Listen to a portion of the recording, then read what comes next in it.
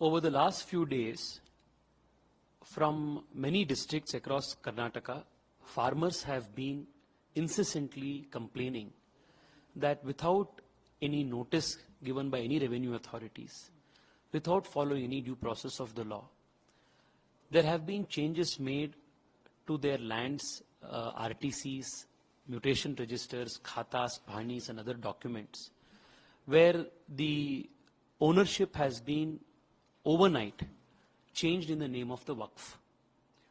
And this has caused serious panic across lakhs of farmers in Karnataka. And these changes in the revenue documents have been facilitated by the government itself under the instructions of the minorities and Waqf minister, who has been conducting these Waqf Adalats all across the state. And there have been multiple press conferences, videos in the public domain, where the minister himself has said that these Waqf Adalats are being conducted under the instruction of the Honorable Chief Minister. Therefore, this is a very serious matter where farmers' lands amounting to thousands of acres are being encroached upon by the Waqf board with the active support and connivance of the state government. Naturally, as a member of the Joint Parliamentary Committee working on the amendments to the Waqf Act, it is my duty to bring this to the attention of the chairperson of the committee, which I have done so through this letter.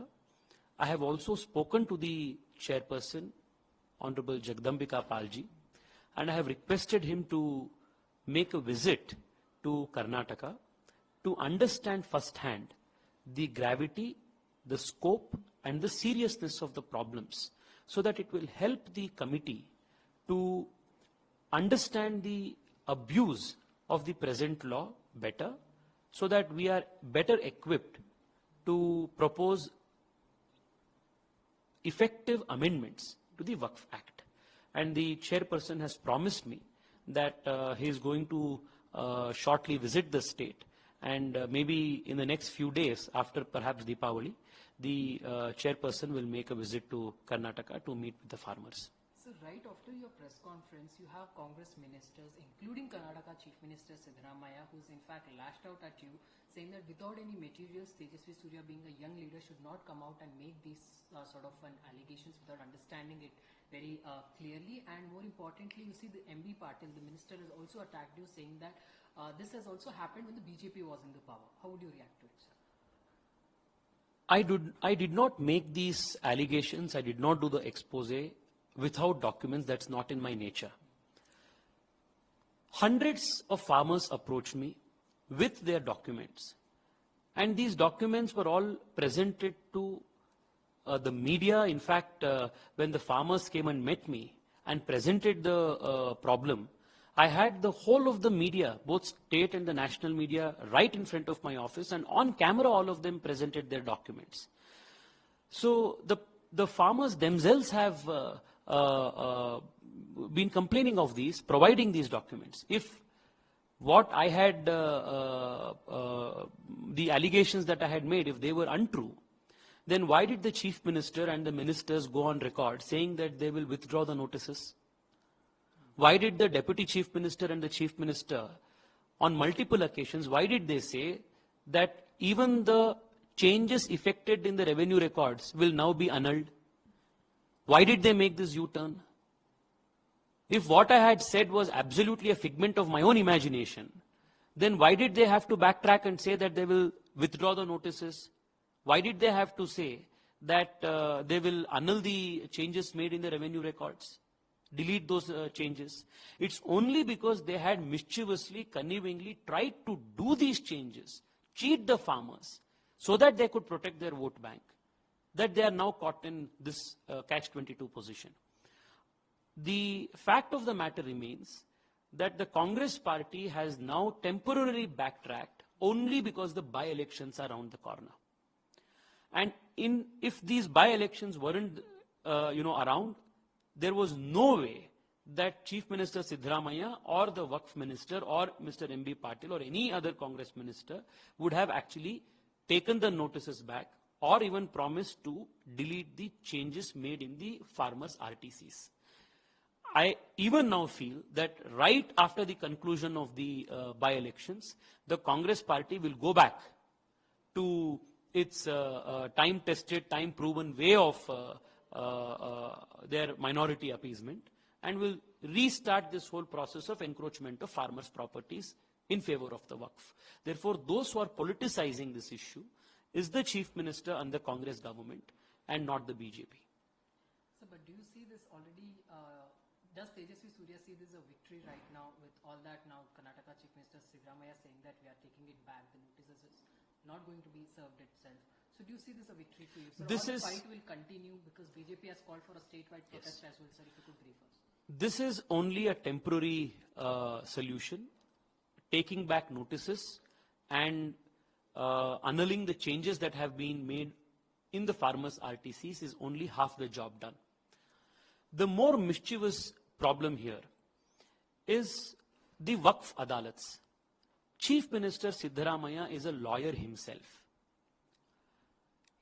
Under what provisions of the Constitution or under what provisions of the Waqf Act or the Revenue Act can a minister conduct these Waqf Adalats, which function like kangaroo courts, where revenue authorities effect changes to RTCs of people who are not directly concerned with the property, without affording them an opportunity of being heard, without notices being served, without due process being followed? These Waqf Adalats are an unconstitutional invention of the Congress government. And they have no sanctity of the law. And the Waqf Minister, Minority Affairs Minister, every single Waqf Adalat says that I am doing this under the instructions of the Chief Minister. So either Mr. Siddaramaiah is trying to run with the hound and hunt with the hounds and run with the hares and try to, hoodwink the people of Karnataka while further strengthening his vote bank, or he is playing cheating everybody.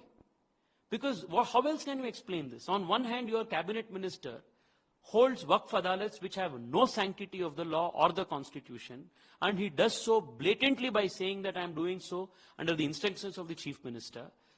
And these Waqf Adalats are where these changes have been made to the RTCs and the mutation registers.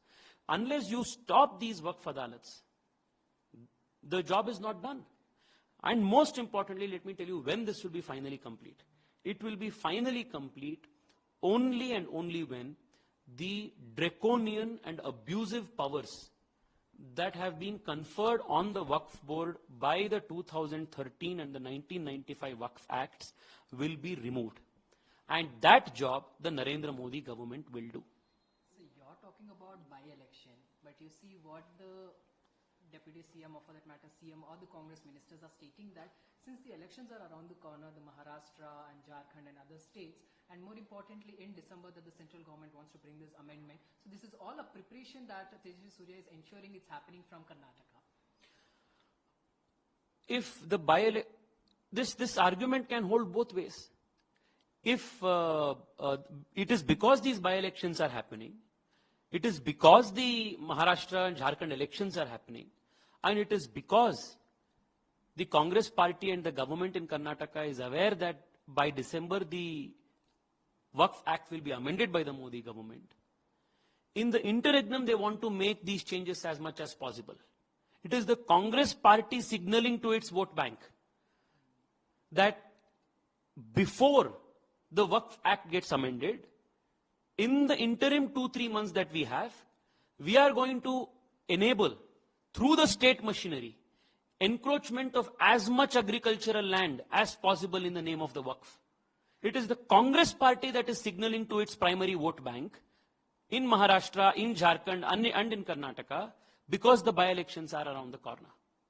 It is the Congress party that is using the Waqf and its active support of the Waqf Board's encroachment in Karnataka as a strong messaging to its vote bank. The Congress party anyway today is the new Muslim League. Therefore, it is but natural that they will make these kind of posturings. And it is not the first time that the Congress party has used Waqf as a carrot, as a gift before elections. 1995, the Waqf Act amendments happened by the Congress party just before the general elections. Even then they used Waqf as a gift to the Muslims. The 2013 amendments were made just before they went into elections in 2014, again as a signal to its vote banks. And now again the Congress in Karnataka is signaling to its vote bank that Modi government, while it is trying to amend these Waqf Acts and bring in a balance into the Waqf scheme of things, in the interim period that is remaining, the 2-3 months that is left with us, we will help you encroach as much as possible. This is their messaging to their vote bank. Sir, apparently in Vijaypura itself, where you are planning to visit in the coming days, there is already that the RTC has been changed. It's been said that Waqf board name has been taken out. But will you still be visiting, sir? How would your plan look like for the course of action? See, the visit to Vijaypura or other districts in Karnataka is not just to provide an interim relief to the farmers. That the BJP here is anyway going to ensure. Our state president has given a call for a statewide protest on the 4th of November. MLAs, MPs of those particular areas and districts are also leading these protests and supporting the farmer organizations. And the state government has already said that they are going to withdraw the notices and they are going to delete the changes made in the RTC records. But the objective of the visit of the Waqf JPC chairperson would be to understand how this abuse has taken place, so that the amendments that will be brought to the Waqf bill in the coming winter session of the parliament, that will be comprehensive, so that in the coming years such abuse can never take place. So the objective of the visit is not short term, but it is more comprehensive from the point of view of understanding it, to propose amendments to the act so that this abuse will be eliminated once and for all. My last two questions, sir. Apparently here you see there's a fresh controversy that has erupted, where that the funds were denied for the Jayanagar constituency. C.K. Ramoorthy had come out to speak about it openly. So how do you see this selective funding being made by the Deputy CM D.K. Shivakumar, though he says that he openly has admitted one, and then he's also provided a clarification on it, sir? I think the Deputy Chief Minister has been misguided by, I think, Soumya Reddy and other people who did not win the elections in Jayanagar. And perhaps at their instance, the Deputy Chief Minister may have been misguided to not allot funds to Jayanagar. Because I know that whenever I have spoken to him about various issues about Bengaluru and Karnataka, he has been very positive, he has been receptive, and left to his own discretion, I don't think he's a man who would have made petty politics around 10 crore rupees fund to Jayanagar, when he has allotted funds to 27 other constituencies in Bangalore. I still feel that he will... injustice for the sake of politics to the people, sir? No. See, the fact that the people of Jayanagar have been unjustly denied development funds is a undeniable fact. And the fact that the Congress government in Karnataka has not provided the people of Jayanagar the funds that they are rightfully deserving is again something that is what you call in Kannada as akshamya or inexcusable. They have to provide these.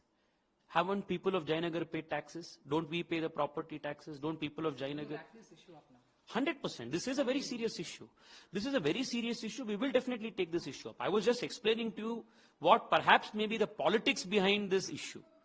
But that doesn't take away the fact that Jayanagar has been absolved of funds what we were rightfully ours.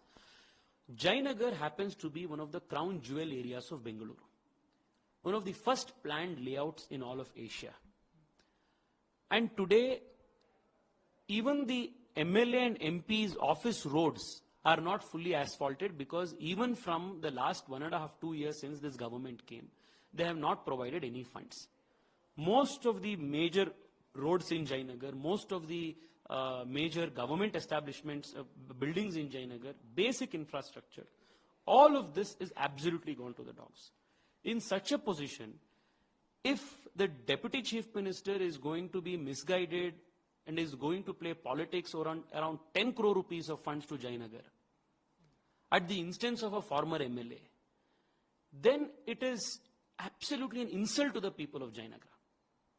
I will speak to the Deputy Chief Minister. I still feel that I will speak to him, I will write to him, I will also, if need be, meet with him. All of these options will be explored before I will come to the understanding that maybe this is something that he has done on his own will.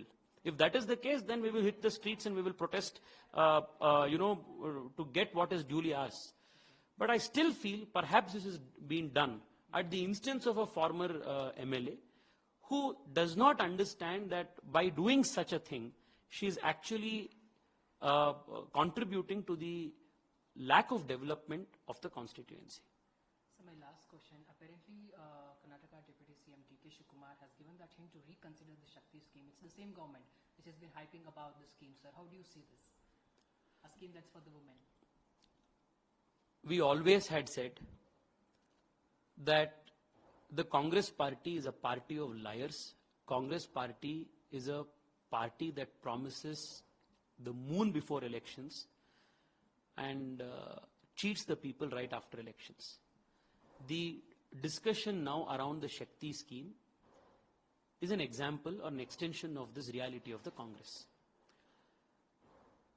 Unmindful, irresponsible promises made during elections, which will burn the exchequer of the state and push the state towards bankruptcy, is a disaster for the state's economy in the long run. We had always said this. And the fact that even the Deputy Chief Minister is now admitting this reality is a testament to the Congress party's harebrained economics. People should keep a watch on this and understand that just before elections, when the Congress promises everything under the moon in the name of populist economics, one must not heed to it. It's a lesson for all of us.